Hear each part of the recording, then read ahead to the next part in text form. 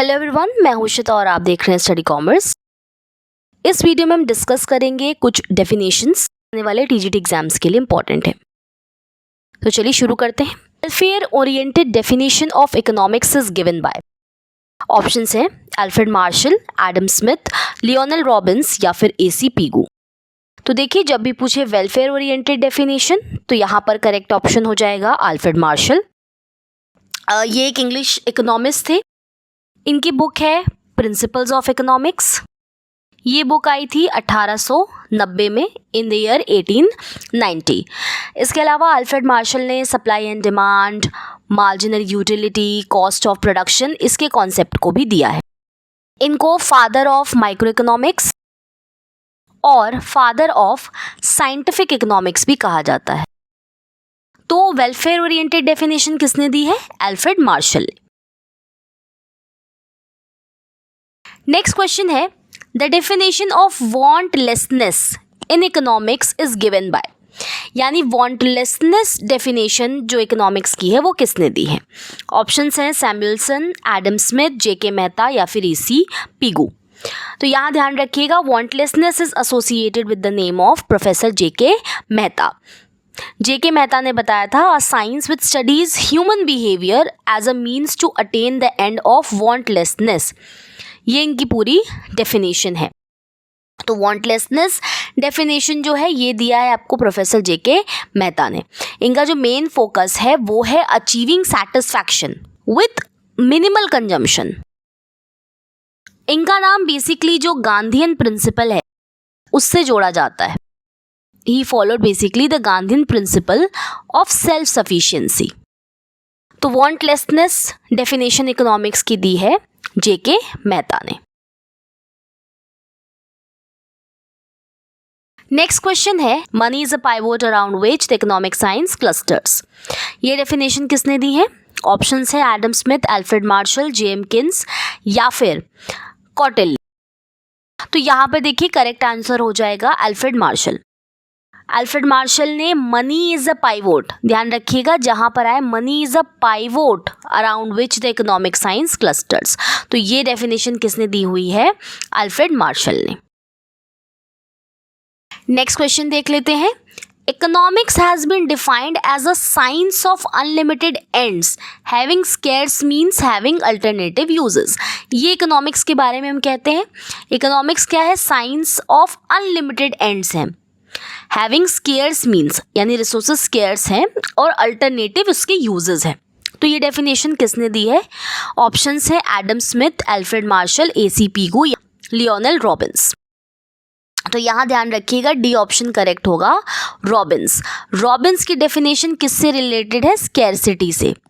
अगर पूरी डेफिनेशन न दे करके science of unlimited ends having scarce means having alternative uses, ये डेफिनेशन न दे करके बल्कि पूछे स्केर्सिटी डेफिनेशन किसने दी है, तो वो आपका आंसर यहाँ पर हो जाएगा रॉबिन्स। इनका मानना था economics is the science of scarcity. इन्होंने बुक लिखी थी an essay on the nature and significance of economic science. ये बुक इन्होंने दी थी इन द ईयर 1932।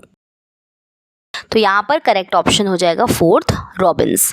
ध्यान रखिएगा साइंस ऑफ स्कैरसिटी, जहाँ पे स्कैरसिटी की बात आए और अल्टरनेटिव यूजेस की बात आए वो डेफिनेशन रॉबिन्स ने दी है। नेक्स्ट क्वेश्चन देख लेते हैं। Economics is the science of wealth. यहाँ पे किस चीज़ की बात हो रही है? वेल्थ की। ये डेफिनेशन किसने दी है? ऑप्शंस है Adam Smith, Alfred Marshall, Pigou और रॉबिन्स। ध्यान रखिएगा वेल्थ की जब बात आएगी तो यहाँ आंसर हो जाएगा एडम स्मिथ। एडम स्मिथ ने आपका वेल्थ डेफिनेशन दिया है। इन्होंने बुक लिखी थी द वेल्थ ऑफ नेशन। ये आई थी इन द ईयर 1776। पूरा नाम है इसका an inquiry into the nature and causes of wealth of nation. इनको हम फादर ऑफ इकोनॉमिक्स भी कहते हैं। He is known as father of economics. इसके अलावा he was pioneer in the field of political economy. अगर पॉलिटिकल इकोनॉमी कभी पूछता है तो उसका एसोसिएशन किससे है? तो वो भी एडम स्मिथ से है। इन्होंने फ्री मार्केट कैपिटलिज्म को ज़्यादा प्रमोट किया। इसके अलावा कुछ चीज़ें और हम याद रख सकते हैं। अगर हम इंटरनेशनल ट्रेड थियरीज़ की बात करें तो एडम स्मिथ ने जो ट्रेड थियरी दी है वो है एब्सोल्यूट एडवांटेज थियरी। ये थियरी कहती है बेसिकली स्पेशलाइजेशन और डिवीजन ऑफ वर्क पर बेस्ड है। एब्सोल्यूट एडवांटेज थियरी कहती है कि एक कंट्री जिस भी प्रोडक्ट को बनाने में सक्षम है, स्पेशलिस्ट है, उसको वो एक्सपोर्ट करे और जिसको बनाने में वो एफिशिएंट नहीं है उसको वो इंपोर्ट करे। तो ध्यान रखिएगा, अगर इंटरनेशनल ट्रेड थियरीज पे क्वेश्चन पूछता है और उसमें एब्सोल्यूट एडवांटेज थियरी अगर पूछता है किसने दी है तो वो एडम स्मिथ ने दी है। नेक्स्ट क्वेश्चन देख लेते हैं। The idea of equilibrium firm, equilibrium firm का आइडिया किसने दिया है? ऑप्शंस है पीगू, मार्शल, रॉबिन्स या फिर मेहता। तो ध्यान रखिएगा, जब भी ये शब्द सामने आए इक्विलिब्रियम फर्म, ये कॉन्सेप्ट दिया है पीगू ने। ऑप्शन ए यहाँ पर करेक्ट होगा, पीगू। यानी इक्विलिब्रियम फर्म की अगर हम बात करें कि इक्विलिब्रियम फर्म क्या होती है, तो इक्विलिब्रियम फर्म वो फर्म होती है जिसकी ना तो एक्सपैंड करने का या कॉन्ट्रैक्शन करने का कोई इंसेंटिव या कोई बेनिफिट उसको नहीं होता है, उसे हम इक्विलिब्रियम फर्म कहते हैं। ये बेसिकली टर्म यूज हुआ था in the case of perfect competition. In the case of perfect competition, where price is equal to average cost is equal to marginal cost. Next question देख लेते हैं। Who among the following developed the concept of group equilibrium? Group equilibrium का concept किसने दिया? Options है Robinson, Chamberlain, Hicks या फिर स्राफ। तो यहाँ पे करेक्ट ऑप्शन हो जाएगा चेम्बरलेन। ध्यान रखिएगा, if the question comes group equilibrium, group equilibrium का एसोसिएशन है विथ चेम्बरलेन। इनका नाम है एडवर्ड चेम्बरलेन। और दूसरा इंपॉर्टेंट चीज क्या है, इन्होंने मोनोपोलिस्टिक कंपटीशन के कॉन्सेप्ट को दिया है। और ये जो ग्रुप इक्विलिब्रियम का कॉन्सेप्ट है ये मोनोपोलिस्टिक कंपटीशन से ही एसोसिएटेड है। ग्रुप इक्विलिब्रियम का मतलब है बैलेंस इन मोनोपोलिस्टिक मार्केट, जहाँ पे फर्म्स डिफरेंशिएटेड प्रोडक्ट्स प्रोड्यूस करती हैं लेकिन सिमिलर कॉस्ट और डिमांड कंडीशंस उनको देखने को मिलती हैं। यानी दो फर्म्स, अगर मोनोपोलिस्टिक कंपटीशन में दो फर्म्स हैं तो दोनों ही डिफरेंशिएटेड प्रोडक्ट्स को प्रोड्यूस करती हैं लेकिन कॉस्ट और डिमांड कंडीशंस दोनों की मोर और लेस सिमिलर होती है, तो इसे ग्रुप इक्विलिब्रियम कहा जाता है। नेक्स्ट क्वेश्चन है, economics remains neutral to objectives. ये स्टेटमेंट किसने दिया है? और we can say neutral between ends. अगर ये सामने आए तो भी यहाँ पर सिमिलैरिटी ही है, सिमिलर बात की जा रही। ऑप्शन से स्मिथ, मार्शल, डेविस या फिर रॉबिन्स। तो ध्यान रखिएगा, करेक्ट ऑप्शन यहाँ हो जाएगा डी, रॉबिन्स। देखिए यहाँ जो वर्ड दिया है ना, यहाँ जो स्टेटमेंट दी हुई है economics remains neutral to objectives, इसका मतलब ये है कि इकोनॉमिक्स सिर्फ ये बताता है कि कैसे स्केर्स रिसोर्सेज को हम एलोकेट कर सकते हैं ताकि अनलिमिटेड वांट्स को हम पूरा कर सकें। अब हमारी जो अनलिमिटेड वांट्स हैं वो वांट्स गुड हैं या फिर बैड हैं, इस बात का जो एथिकल बिहेवियर है इसके बारे में ये डेफिनेशन कुछ भी नहीं कहती है। ये सिर्फ ये बताती है कि economics remains neutral to objectives, but अब जो हमारे ऑब्जेक्टिव है यहाँ पे कोई एथिकल जजमेंट या मॉरल जजमेंट पास नहीं करता है कि जो वांट है हमारी वो गुड है या फिर बैड है। नेक्स्ट क्वेश्चन देखते हैं। Who said the problem of population is not only size but with efficient production and equitable distribution. Options हैं जेके मेहता, कूली एंड हूवर्ड, सेलिगमैन या फिर माल्थस। अब देखिए, पॉपुलेशन की बात जहाँ आए तुरंत यहाँ पे माल्थस को आंसर नहीं मान लेना है। यहाँ पर जो स्टेटमेंट कह रहा है वो कह रहा है कि the problem of population is not only size, यानी प्रॉब्लम पॉपुलेशन का साइज नहीं है, लेकिन प्रॉब्लम क्या है, एफिशिएंट प्रोडक्शन की और इक्विटेबल डिस्ट्रीब्यूशन की है। तो ध्यान रखिएगा ये जहाँ भी आए इसका करेक्ट आंसर हो जाएगा सेलिगमैन। एडवर्ड सेलिगमैन ने ये डेफिनेशन दी है। इन्होंने बेसिकली क्या किया कि माल्थस का जो सिद्धांत है, माल्थस का जो प्रिंसिपल है, बेसिकली उसका क्रिटिसिज्म किया। इन्होंने बताया कि लार्ज पॉपुलेशन प्रॉब्लम नहीं है, जो रियल इशू है वो है प्रोड्यूसिंग गुड्स एफिशिएंटली। अब कैसे एफिशिएंटली प्रोड्यूस करोगे? तो by using technology, innovation, upgraded machines. पहली प्रॉब्लम ये हो गई। दूसरा क्या है? Distribution of wealth and resources Fairlie. तो पॉपुलेशन का साइज इंक्रीज होना सिर्फ प्रॉब्लम नहीं है, उससे बड़ी प्रॉब्लम है एफिशिएंट प्रोडक्शन और इक्विटेबल डिस्ट्रीब्यूशन करने का। तो ये डेफिनेशन दिया है सेलिगमैन ने। नेक्स्ट क्वेश्चन देख लेते हैं। Money consist of those things which within a society are of general acceptability. यहाँ देखिए किसकी बात कर रहा है मनी से बारे में, जनरल एक्सेप्टेबिलिटी के। ऑप्शंस हैं मार्शल, किन्स, क्राउथर या फिर एली। तो ध्यान रखिएगा जब भी क्वेश्चन आता है कि money consist of the things which within a society are of general acceptability, तो ये डेफिनेशन दिया हुआ है एली ने। इनका पूरा नाम है रिचर्ड एली।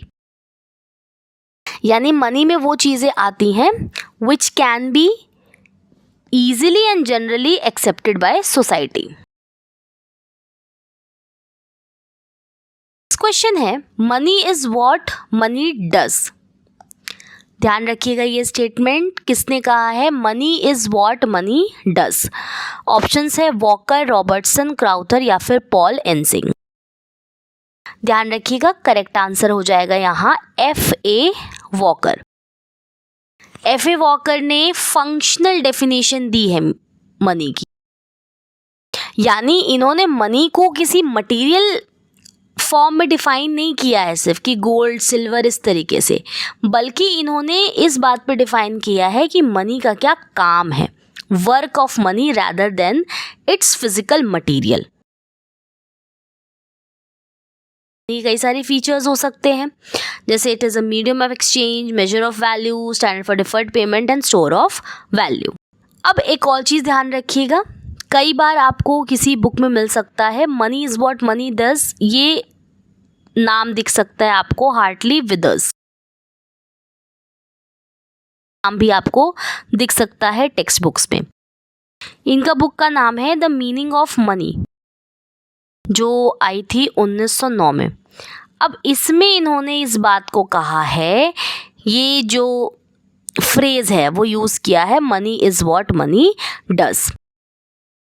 अब ध्यान रखिएगा ये टेक्स्ट बुक में आपको क्वेश्चन का आंसर मिल सकता है money is what money does का, लेकिन अगर हम बात करें कि पॉपुलराइज किसने किया है फंक्शनल डेफिनेशन को मनी की, तो F.A. वॉकर का नाम आएगा यहाँ पे।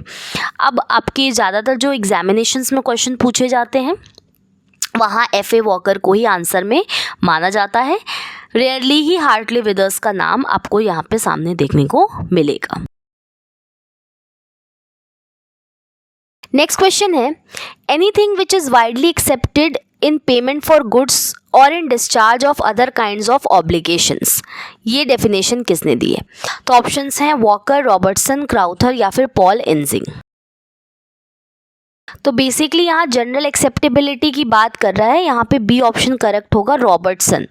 अगर आपसे क्वेश्चन में पूछता है कि मनी के बारे में जो कि वाइडली एक्सेप्टेबल है payment of goods and services के लिए और अपनी अदर ऑब्लिगेशंस को पूरा करने के लिए, तो यहाँ पर आंसर आपका हो जाएगा रॉबर्टसन। रॉबर्टसन ने बेसिकली जनरल एक्सेप्टेबिलिटी पे बात की है कि मनी कैसे डिफाइन होती है, तो money is defined by social and legal trust. अब यहाँ पर एक बात ध्यान रखिएगा, अगर आपको क्वेश्चन में देता है money is anything that is generally acceptable as means of exchange, साथ में वर्ड यूज किया है at the same time measure and store of value, अगर ये तीनों टर्म्स साथ में हैं, किसकी बात कर रहा है? मनी की जनरल एक्सेप्टेबिलिटी की बात कर रहा है, अलॉन्ग विथ जो मनी है वो मीन्स ऑफ एक्सचेंज है, मेजर ऑफ वैल्यू और स्टोर ऑफ वैल्यू। अगर ये डेफिनेशन आपको दिख जाए तो यहाँ करेक्ट आंसर बन जाएगा क्राउथर। नेक्स्ट क्वेश्चन है money is that thing which has general acceptance. Option है J K Mehta, Coolian Hoover, Seligman और माल्थस। करेक्ट ऑप्शन यहाँ हो जाएगा C, Seligman, Edwin Seligman.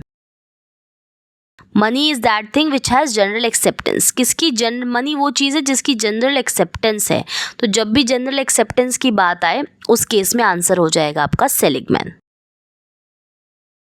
Next question देख लेते हैं। Money is that which is a measure of value and means of payment. ध्यान रखिए, दो बातें यहाँ कही है। मनी क्या है? मेजर ऑफ वैल्यू है और मीन्स ऑफ पेमेंट है। ऑप्शंस हैं जेके मेहता, कार्लबर्न, सेलिगमैन या फिर वॉकर। तो ये डेफिनेशन किसने दी है कि मनी मेजर ऑफ वैल्यू है, साथ ही साथ मीन्स ऑफ पेमेंट है। तो यहाँ करेक्ट ऑप्शन सेकंड हो जाएगा। यहाँ पे थोड़ा एरर है टाइप में, ये हो जाएगा आपका डब्ल्यू कॉलबॉर्न। कॉलबॉर्न एक ब्रिटिश इकोनॉमिस्ट थे और इनकी जो बुक है वो है an introduction to money. Year है 1938। इनकी जो ये मीनिंग है इसमें दो बातें लिखी हुई हैं। मेजर ऑफ वैल्यू यानी कि कॉन्क्रीट मीनिंग, मतलब जैसे कि फिजिकल कॉइन्स की हम बात करें या करेंसी नोट्स की बात करें। इसके अलावा एब्स्ट्रैक्ट मनी की बात कर रहा है, दैट मीन्स फाइनेंशियल वैल्यूज की बात कर रहा है। नेक्स्ट क्वेश्चन देख लेते हैं। Statistics is the science of estimates and probabilities. ध्यान रखिए, science of estimates and probabilities. Options है बाउले, बॉडिंगटन, रॉबर्ट्स या फिर फिशर। तो एक स्टैटिस्टिक्स को क्या कहा गया? Science of estimates and probabilities. B option यहाँ करेक्ट हो जाएगा, बॉडिंगटन। यहाँ किस चीज़ की बात हो रही है? प्रिडिक्शंस की बात हो रही है। It is based on predictions, यानी इन्होंने बिलीव किया कि स्टैटिस्टिक्स के थ्रू हम क्या कर सकते हैं? प्रिडिक्शंस कर सकते हैं under the uncertain conditions. Next question देख लेते हैं। Statistics is the science of counting. अब क्या कह रहा है? क्या है ये? साइंस ऑफ काउंटिंग है। ऑप्शंस हैं बाउले, बॉडिंगटन, रॉबर्ट्स या फिर फिशर। तो करेक्ट ऑप्शन यहाँ हो जाएगा बाउले, AL बाउले ने ये डेफिनेशन दी है science of counting. Statistics deals with gathering the data. It deals with gathering the data through collection of data. How this data is collected? So it is counted.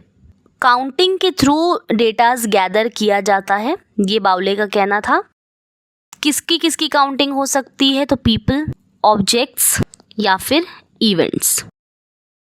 तो correct option हो जाएगा यहाँ पे बाउले। Science of counting बाउले ने दी है। Next question देख लेते हैं। Statistics is not only a science but also a scientific method. ध्यान रखिएगा डेफिनेशन, स्टैटिस्टिक्स सिर्फ साइंस नहीं है बल्कि साइंटिफिक मेथड भी है। किसने ये डेफिनेशन दी है? तो ऑप्शन है Croxton Cowden, Simpson and Kafka, Wallace and Roberts या फिर यूल एंड केंडल।